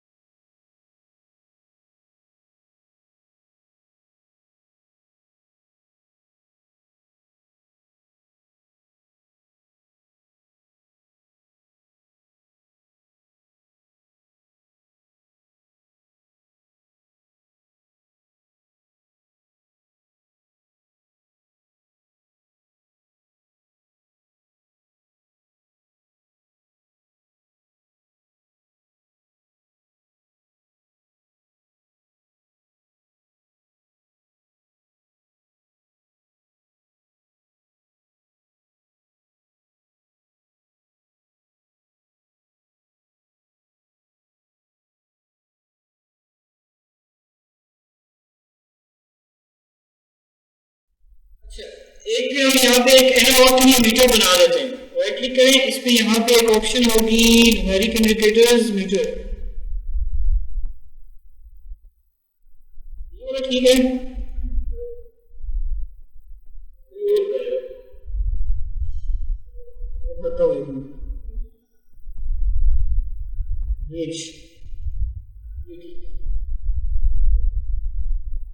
तो इसकी वैल्यू कहाँ तक जाएगी, 255 अभी आ रही है ना, यहाँ से 255, ठीक है। तो ये एक मीटर है जिस पे आपकी एनालॉग वैल्यू आएगी और डिजिटल वैल्यूज आपकी यहाँ पे आएंगी, ठीक है। अच्छा, अब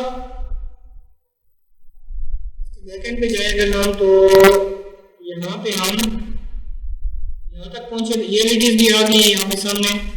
रीड बफर, यहाँ से रीड किया इसने, पहले इसको मैं अरेंज कर लूँ, फिर भी रनिंग होगी, मुझे और भी बहुत सी चीजें लगानी है इसमें। यहाँ से आप इसको अरेंज कर सकते हैं, ये वाला, उसके बाद ये इसका डिस्टेंस, इसको उठा के यहाँ पे रखें, ये, ठीक है। अच्छा, यहाँ पे जो मैंने रीड किया हुआ है, यहाँ पे भी लिखी है string to unsigned byte array, ठीक है। इसके बाद आपने अगर एरे में से अलग करना है, एरे 0 और एरे 1, वो कैसे करेंगे। एरे में 2 वैल्यू जा रही है ना, एक उसके इंडेक्स 0 पे आएगी, एक 1 पे, क्योंकि एक बाइट अलग से दूसरी बाइट अलग से। तो आपने यहाँ पे इंडेक्स एरे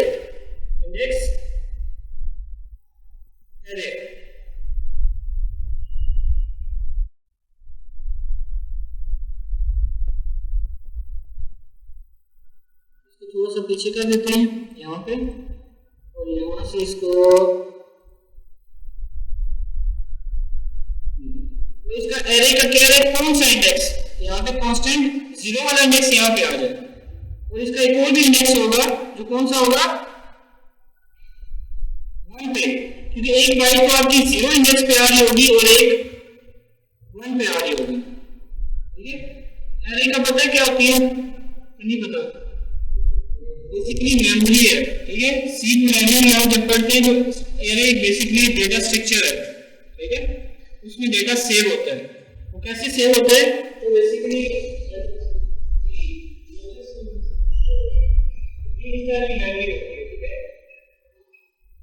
ये इसका इंडेक्स होता है 0, ये 1, ये 2, ये 3, ये 4, ठीक है। तो आपका जो डेटा आ रहा है वो यहाँ पे ऐसे आ रहा है, तो कंबाइन फॉर्म है, डिजिटल प्रोग्रामिंग फॉर्म कहते हैं, मैं कहता हूँ कंबाइन आ रहा है 0 0 0 1 इस तरह आ रहा है, ठीक है। इस तरह ये क्या करता है कि इस डेटा को ये यहाँ पे डालता है और इस डेटा को यहाँ पे डालता है, ये फर्स्ट वैल्यू आई है उसने यहाँ पे डाला और इसने यहाँ पे डाल दिया। हमने क्या किया, हमने 0 वाली वैल्यू अलग करनी थी, तो हमने क्या किया 0 वाला ये ले लिया, यहाँ पे 0 वाली वैल्यू है। और अगर हमने 1 वाली वैल्यू अलग करनी थी तो अलग और किया तो यहाँ पे अलग, ठीक है। इन दोनों रेंज में स्टोर करनी है, इंडिकेटर स्टोर एक बाइट एक यहाँ पे ये आ गया, और यहाँ पे मैं क्या लिखूं,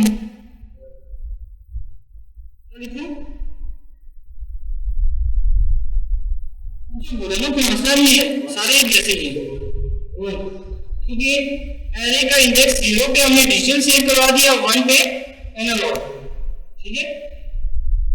अच्छा, अब आपका एरे का डेटा आ गया, ठीक है, एरे का डेटा आ गया।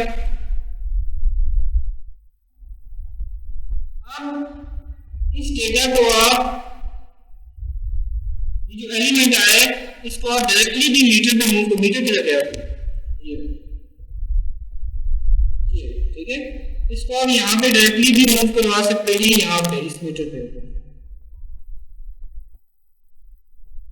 ठीक है। इस मीटर के ऊपर डायरेक्टली मूव करवा दिए तो जो भी वैल्यू है आपकी आएगी वो मीटर पे शो हो जाएगी, जितनी भी वैल्यू आएगी वो मीटर डिस्प्ले करवाएगी।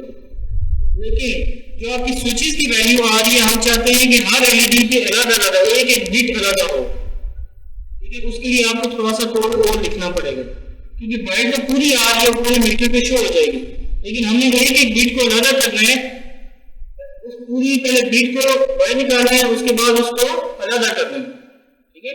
तो वो कैसे करेंगे, बिल्कुल ये तो बैटरी आ रही है ना एनालॉग की, इसको तो हम एनालॉग मीटर पे डिस्प्ले कर देंगे, ठीक है। उसमें 8 बिट्स को हम अलग करेंगे, ठीक है। आएंगी आ रही बैटरी है, हमें एक एक बिट को निकालना है, ठीक है, अलग अलग करना है।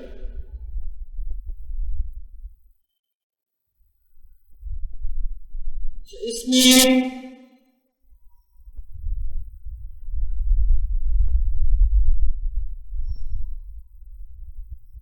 एक ऑप्शन है नंबर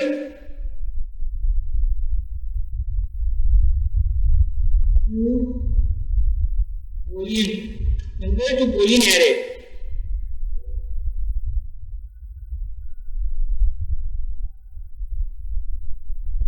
यहाँ पे लगा दी number to boolean array. Boolean होता है क्या, 1 0 1 0 जो वो एरे होती है, ठीक है। यानी जो नंबर आ रहा है आपका 255 उसको बूलियन एरे में कन्वर्ट करें, यानी कि अब उसमें क्या होगा, उसमें जो बाइट्स है उसका एक एक नंबर अलग अलग जगह पे सेव होगा, यानी मेरी बात। अब वो ये ऐसी एरे है जो कि बाइट्स के एक एक बिट को निकालेगी और अपने अलग से इंडेक्स में सेव करेगी, ठीक है। अब इसका एक और है एरे टू क्लस्टर,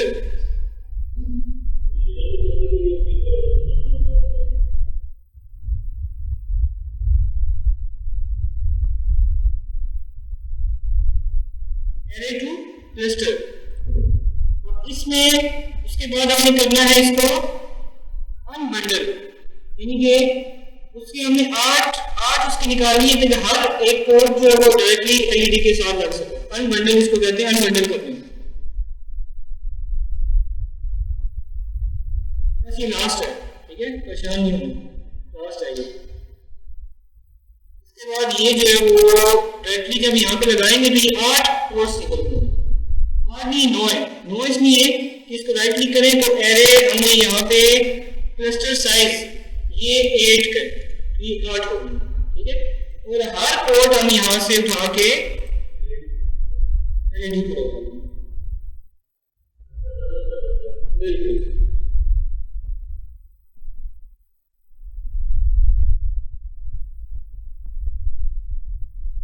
स्काडा के किसी सॉफ्टवेयर में आपको इस तरह नहीं करना पड़ेगा, ठीक है।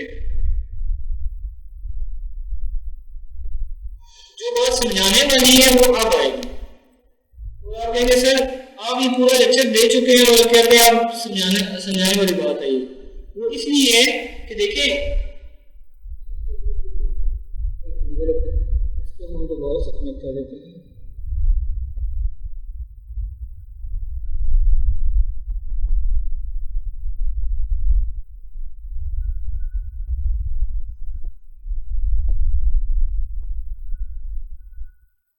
हम इसके मेन ब्लॉक पे आ जाते हैं, कोई एरर नहीं है मेरे ख्याल से। यहाँ पे आगे यहाँ से हम शो इसको नहीं करते, इसको सेव कर देते हैं पहले। सेव एज लैब यूज तो नहीं है,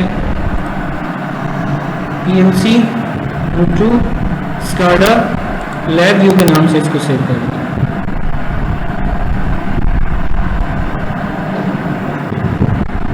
अच्छा मुझे याद करेगा किसी लेक्चर में आपको जो है ना वो ये जो मोबाइल होता है एंड्रॉयड से आप डायरेक्टली इसके पैरामीटर्स को रीड कर सकते हैं। लैब व्यू से डेटा राइट करके आप अपने मोबाइल पे देख सकते हैं, ठीक है।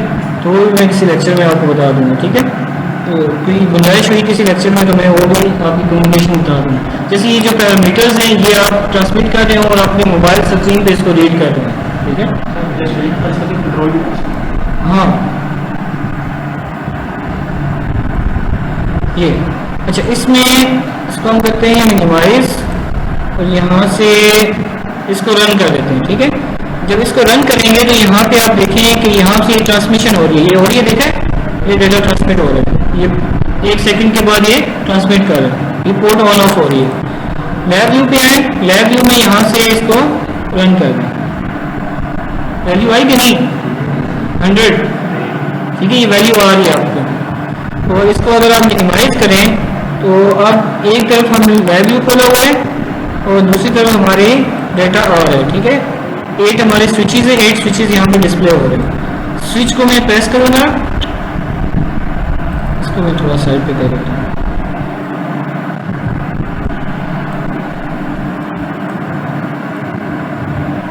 ये ऑन है, ऑन है।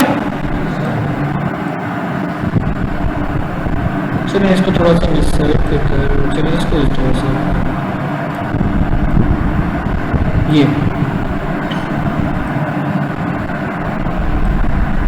अब समझ आइए क्या हो रहा है। जो ऑपरेटर है, ऑपरेटर को क्या कंसर्न है, ऑपरेटर को ये कंसर्न है, ये जो चीज आपको नजर आ रही है ऑपरेटर इसको बैठ के देख रहा होता है बस, ठीक है, कि हाँ जी आपकी जो स्पीड है मोटर की वो कहाँ तक पहुंच गई है, आपका कौन सा पैरामीटर कहाँ पे है, कौन सा टैंक जो है उसका वाटर लेवल कितना है, वाटर लेवल जब कम होगा तो मैंने क्या करना है, ये ऑपरेटर देख रहा होगा, ठीक है। ये चीज ऑपरेटर बैठ के देख रहा होगा। अब मुझे बताएं इसको देखने में कोई प्रॉब्लम है? इजीली आपको पता चलता है कि फील्ड में कौन सी चीज ऑन है कौन सी ऑफ है। इस स्विच के ऊपर नाम लिख दें, एक इस सेंसर के ऊपर, ठीक है। तो यहाँ पे भी डायल के ऊपर भी आप कोई चीज लिख सकते हैं, ठीक है। तो अब आपको कोई प्रॉब्लम नहीं है कि यहाँ पे इसको देखना, इसको विजुलाइज करना, लेकिन आपके बैक एंड पे आपका डिजाइनिंग पार्ट है, ये पूरा अगर आपको नॉलेज है इस चीज का कि ये चीज कैसे डिजाइन होती है, कम्युनिकेशन कैसे होती है, जब भी कभी फील्ड में प्रॉब्लम आएगा तो आप उसको इजीली हैंडल कर सकते हैं। आपको एक लाइट भी नहीं ऑन हो रही होगी ना, आपको पता होगा फील्ड में इस सेंसर की ये वायर का प्रॉब्लम हो सकता है।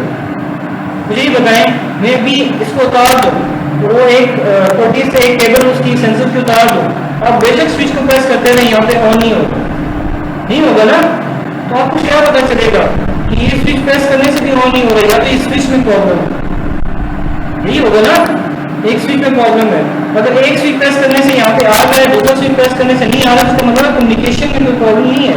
वो एक स्विच को प्रेस करके आता है, दूसरे स्विच को नहीं आ रहा, ठीक है।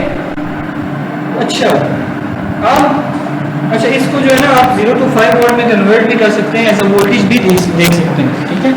वैल्यू ये हमें बाकी में दे रहा है, मतलब प्रेशर की वैल्यू होगी, स्पीड की वैल्यू होगी, ये देखें, ठीक है। ये सारी की सारी लाइट्स जो है वो इससे ऑन होंगी, क्योंकि 1 सेकंड के बाद अपडेट हो रही है, इसमें थोड़ा सा टाइम लेता है।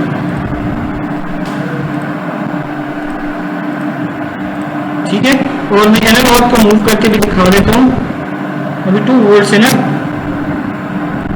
ये चेक करें,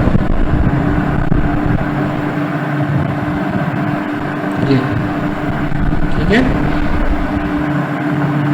और आप अपनी मर्जी से इस मीटर पे कोई भी चीज शो करवा सकते हैं, voltage as a voltage form में भी शो करवा सकते हैं।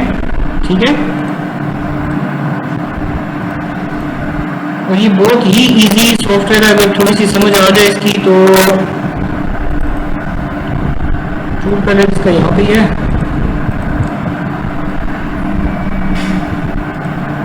इसका डिजिटल डिस्प्ले भी यहाँ पे।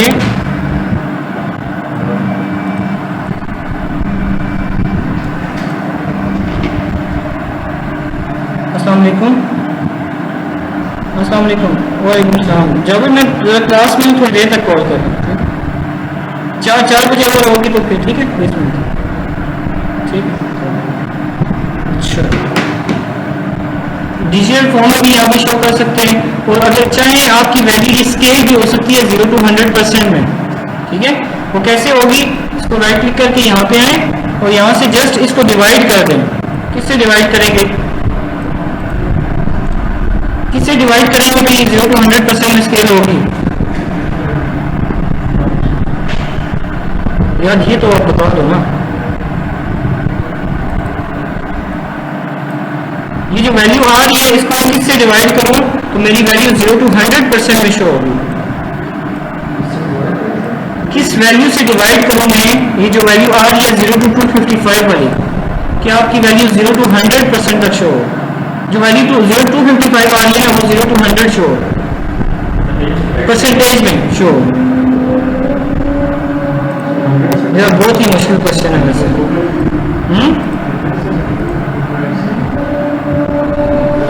255 को किससे डिवाइड करेंगे तो 100 आएगा।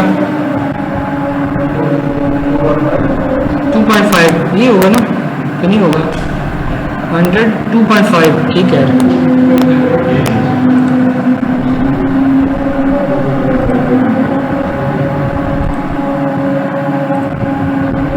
आपकी वैल्यू जो है वो जब 255 हो तो आपकी क्या वैल्यू होनी चाहिए, 100, यही है ना। तो आपको ये डिवाइडर निकालने के कौन सा इसको डिवाइड करें 100 है।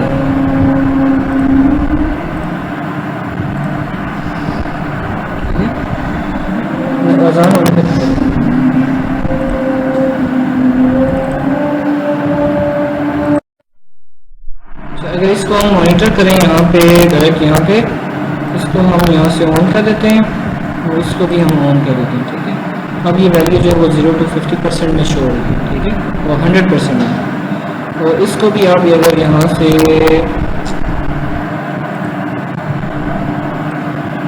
100 कर दें, ठीक है, ये ठीक है। तो अब यहाँ से अगर आप चेंज करेंगे वैल्यूज़ को, इस तरह से होगा। ठीक है, तो जैसे कोई भी आप डायल बना सकते हैं, विजुअल इंटरफेस बना सकते हैं, कोई भी काम कर सकते हैं। ठीक है, अब मुझे ये बताएं कि इसमें ये कोई श्योरिटी है जो डेटा ट्रांसमिट हो रहा है वो ठीक हो रहा है, तो गारंटी है।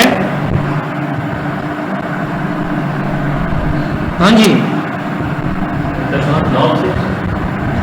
दोनों जो डिजिटल डेटा जा रहा है या एनालॉग डेटा जा रहा है, ये क्या गारंटी है कि ये ठीक ही होगा? जी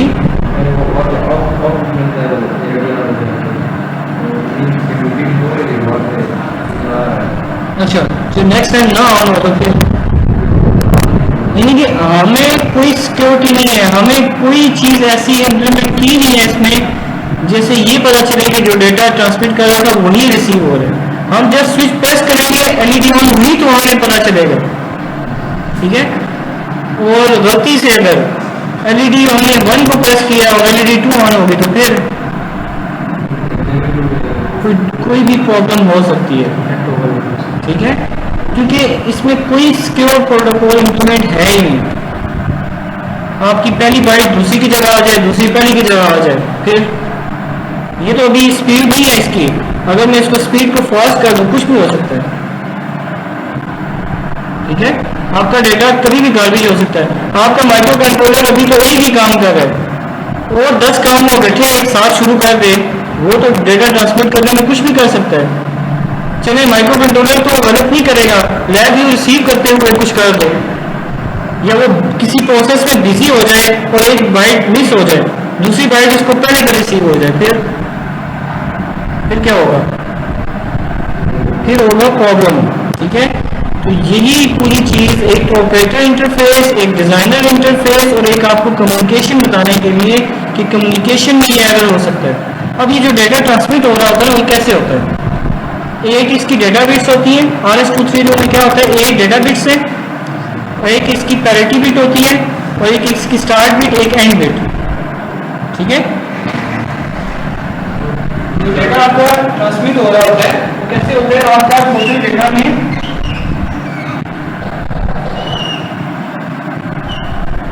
एक डेटा बिट्स होती है इसकी, एक स्टार्ट बिट है, एक स्टॉप बिट है, और एक पैरिटी बिट। ये जो है ना, ये पैरिटी बिट जो है वो ऑप्शनल है, ठीक है। और इन बिट्स में डेटा जाता है। स्टार्ट बाय वन बिट इसकी होती है कि जब भी आपका सिग्नल RS-232 पे जब भी सिग्नल आ रहा होता है, तो अगर आप इसकी ट्रांसमिशन को देखें तो शुरू में ये हाई होता है, ठीक है। शुरू में क्या होता है? हाई। इसकी पोर्ट पे ऑसिलोस्कोप लगाया तो पीएक्स पिन हमेशा हाई होती है। जब भी डेटा आता है तो ये लो हो जाता है। जब लो होती है तो रिसीवर पे ये पता चलता है कि आप कोई डेटा ट्रांसमिट होने लगा, ठीक है। तो जब डेटा ट्रांसमिट होता है तो यहाँ पे 8 बिट्स आपकी डेटा की इस तरह आती है, ठीक है। 8 बिट्स यहाँ पे डेटा की आएगी इस तरह, उसके बाद एकदम स्टॉप डेटा आएगी तो ये हाई हो जाएगा। इससे ये पता चलेगा कि यहाँ पे डेटा है आपका, और इसके बाद ये स्टॉप होगा, ठीक है। लेकिन इसमें सिक्योरिटी आपने इंप्लीमेंट नहीं की अभी, सिक्योर नहीं बनाया इसमें, ठीक है।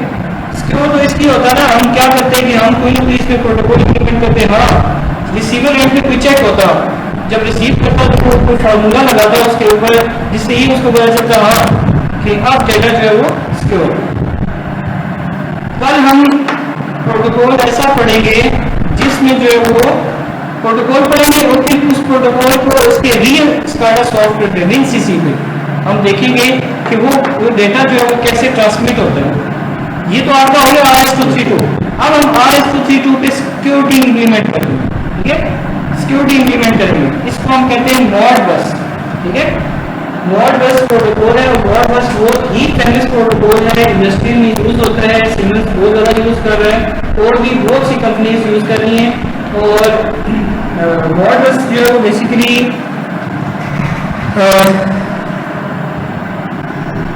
एक ऐसा प्रोटोकॉल है जिससे आपको डेटा को सिक्योर बनाने में मदद मिलती है, ठीक है। जब अगर मॉडबस इसके ऊपर इम्प्लीमेंट हो रहा हो तो आपका कभी भी डेटा गार्बेज जा ही नहीं सकता। अगर जाएगा भी तो वो उसको आउटपुट पे जाने देगा ही नहीं, उसको वहां से ही बाहर निकाल देगा, ठीक है। तो वो हम देखेंगे कि मॉडबस जो है बेसिकली कैसे डेटा को सिक्योर बनाती है, ठीक है। तो वो डेफिनेटली वो क्या करेगी, वो कोई चेक्स बिल्कुल, ये जो सॉफ्टवेयर है वो हम उसी से देखेंगे, ठीक है। ये जो कम्युनिकेशन है मॉडबस की पूरा सॉफ्टवेयर डेवलप है, उसके हम कम्युनिकेशन इंशाल्लाह देखेंगे।